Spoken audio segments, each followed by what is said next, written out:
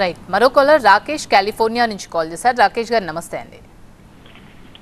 నమస్తే అండి. రెడ్డి గారు నమస్కారం సార్. 2 questions sir. ముఖ్యంగా మన జగనన్న గారు 2019 నుంచి పార్లమెంటులో ఎంపీలందరూ కొన్ని బిల్లులకి సపోర్ట్ చేశారు. కానీ మరి ముఖ్యంగా స్పెషల్ స్టేటస్ గురించి ఎక్కువ పార్లమెంటు సీట్లు వస్తే కేంద్రం మెడలు వంచుతాను అని చెప్పేసి లాస్ట్ ఎన్నికల్లో 2019లో చాలా పెద్ద బిల్డప్ ఇచ్చారు కదా. మరి విశ్వసనీయత అంటే కేంద్రం మెడలు వంచుతా అని చెప్పేసి మోడీ కాళ్ళు విసుకడమా చెప్పండి. అంటే కంప్లీట్ గా స్పెషల్ స్టేటస్ గురించి మర్చిపోయారు. పోలవరం గురించి ఏమైందో తెలియదు. కాబట్టి మీరు పార్లమెంటు ఎంపీలు రేపు మళ్ళీ మీరు ఒకవేళ కొన్ని సీట్లు వస్తే మళ్ళీ మీరు బీజేపీకి సపోర్ట్ చేయడమే కానీ మీ వల్ల పని జరగదు. అదే అలయన్స్ లో ఉన్నటువంటి బీజేపీ వాళ్ళని గెలిపించుకున్న, అలయన్స్ కూటమిలో ఉన్న ఎంపీలను గెలిపించుకుంటే they have a direct association with BJP. కాబట్టి ఇంకా బాధ్యత పెరుగుతుంది. వాళ్ళు ఇంకా రాష్ట్రానికి ప్రయోజనాలు చేకూర్చే విధంగా ఉంటారు. మీ ఎంపీలు వెళ్ళినా మళ్ళీ అక్కడే బీజేపీ మోడీ దగ్గరికే వెళ్ళాలి కదా. కాబట్టి మీకు ఓటేసే బదులు వీళ్ళకే ఓటేస్తే ఇక రాష్ట్రానికి మంచి జరుగుతుందేమో. ఏమంటారు? బాగా ప్రచారం చేశారు రాకేష్ గారు. మీరు తెలుగుదేశం పార్టీ తరఫున ముసుగు లేకుండా మాట్లాడినందుకు ప్రస్తుతం మీకు అభినందనలు. ముఖ్యంగా 2014 నుంచి 2019 దాకా విభజిత ఆంధ్రప్రదేశ్ సపరేట్గా ఏర్పడ్డ తర్వాత చంద్రబాబు నాయుడు గారు, బీజేపీ, పవన్ కళ్యాణ్ కలిసే పోటీ చేసి అలయన్స్ పార్ట్నర్లుగా ఉన్నారు. ఆ రోజు వాళ్ళకి తక్కువేం రాలేదు. మాకు వచ్చింది 9 వచ్చినాయి ఎంపీలు. కానీ ఖచ్చితంగా కూడా వాళ్ళు ఏం సాధించారు? మాకు ప్రత్యేక హోదా వద్దు, సంవత్సరానికి 3,500 కోట్లు ఇస్తే చాలు, ఆ ప్యాకేజ్ డబ్బులు గంపగొత్తగా 17,500 కోట్లు ఇచ్చేస్తే మేము తలా కాసిన పంచుకుంటాం, ప్రత్యేక హోదా మాకు అవసరం లేదని రాసిచ్చిన ఆంధ్రప్రదేశ్ ద్రోహి ఎవరైనా ఉన్నారంటే కేటగారికల్గా చంద్రబాబు నాయుడు.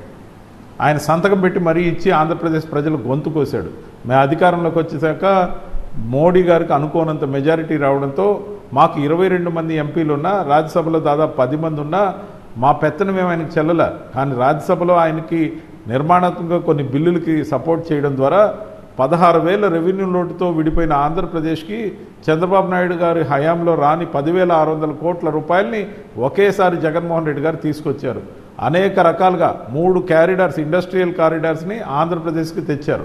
అనేక రకాలుగా సహాయ సహకారాలు పోలవరానికి అందించడంతో పాటు కేంద్ర ప్రభుత్వం ఎప్పుడు కూడా ఆంధ్రప్రదేశ్తో ఘర్షణ పెట్టుకోవాలి తెలంగాణతో పెట్టుకున్నట్టు.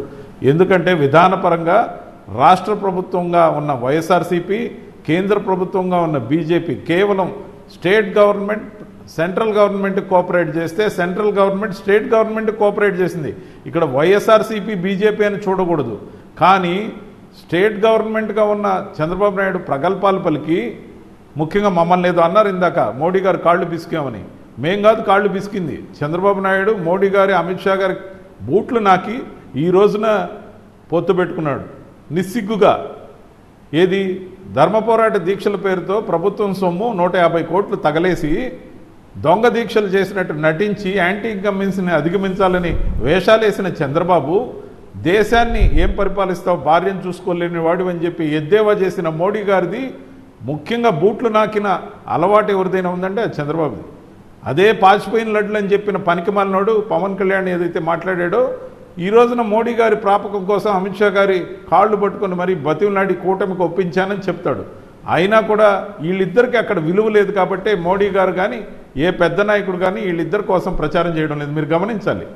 కనీసం ఈరోజు పురంధేశ్వర్ గారు కూడా మేనిఫెస్టోకి రాలేదంటే ఏమాత్రం తెల్లారిందో వీళ్ళ కూటమి. ఖచ్చితంగా చెప్తున్నాం, మాకిప్పుడు 11 మంది రాజ్యసభ సభ్యులు ఉన్నారు. ఖచ్చితంగా రాబోయే రిజల్ట్ తర్వాత మా అవసరం పడాలని కోరుకుంటున్నాం కేంద్రంలో. ఆ విధంగా మేము 25 ఎంపీలు ఈసారి గెలవాలనుకుంటున్నాం. ఖచ్చితంగా కూడా ఆ దిశగా ముందుకెళ్తున్నాం.